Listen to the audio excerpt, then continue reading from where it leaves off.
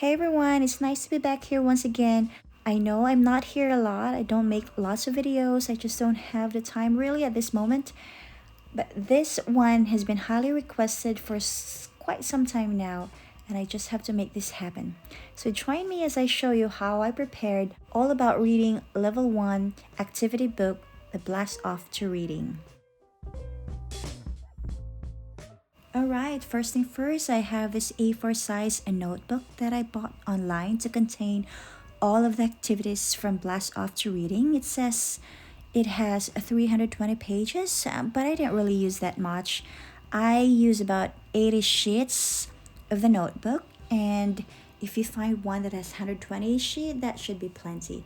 Now, I like this one from COLOURHIDE because of these pockets that come with it. It is so handy to house or organize all of those extras like your certificate or your reading log and or your progress chart with along with the stickers. It's just so nice to have all of those extras all in one place together with the rest of the activities. I will put the link below where I bought mine, but if you live in New Zealand or Australia, you'll find that you can buy this online from Catch. And yeah, that's the notebook that I used. One thing that I really like from what I did is this pocket that I customized for each activity.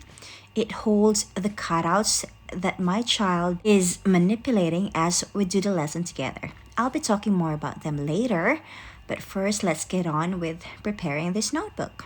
So as you can see here, you have to detach all the pages from Blast Off to Reading. You have to cut what you need to cut, trim if you need to trim something. As you cut and paste, try to envision how are you to do that activity.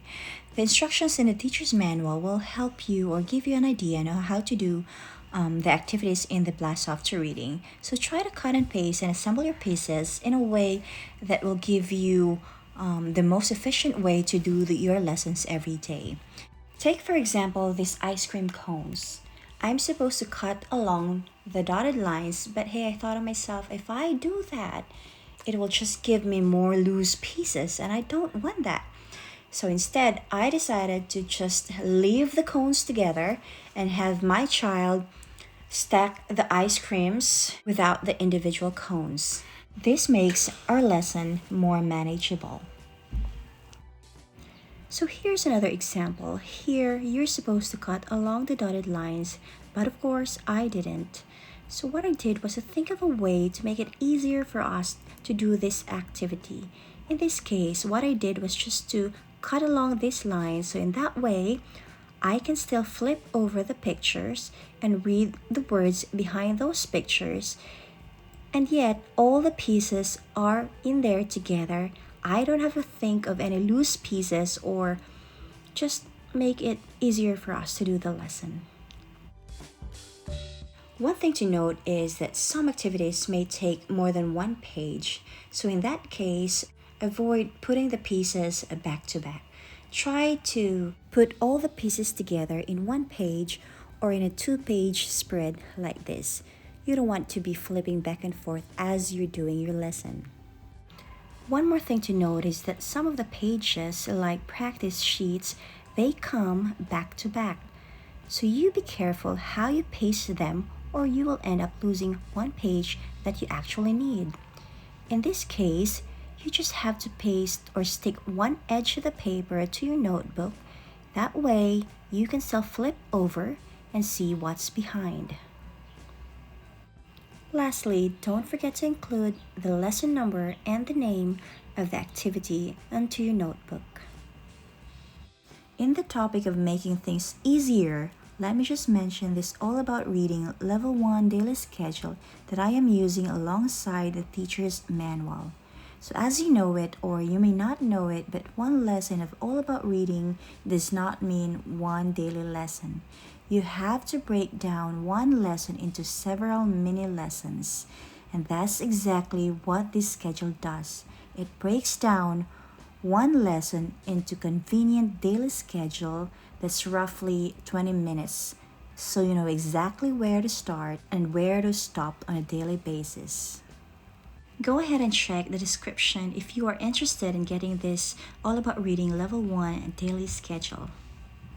Alright, so we've come to this portion of the video where I show you how to make pockets for the cutouts. You can just actually use envelopes and then stick them onto your notebook, but if you're feeling crafty like me, stick around, stick a while, and I'll show you how I make them. So you need a piece of paper that is wider yet shorter than your cutouts. Then you have to stick double-sided adhesives on 3 sides of the paper, as you can see here in the picture. Snip off those corners indicated by the red circles. It's gonna look like this, and then you have to fold those adhesives towards the back, giving you a perfect rectangle. Flip your paper, remove those backings of the adhesives, stick onto your notebook, and there you have it, pockets for your cutouts. I hope that this video has been helpful for some of you, and yeah, have a joy-filled homeschooling. Bye!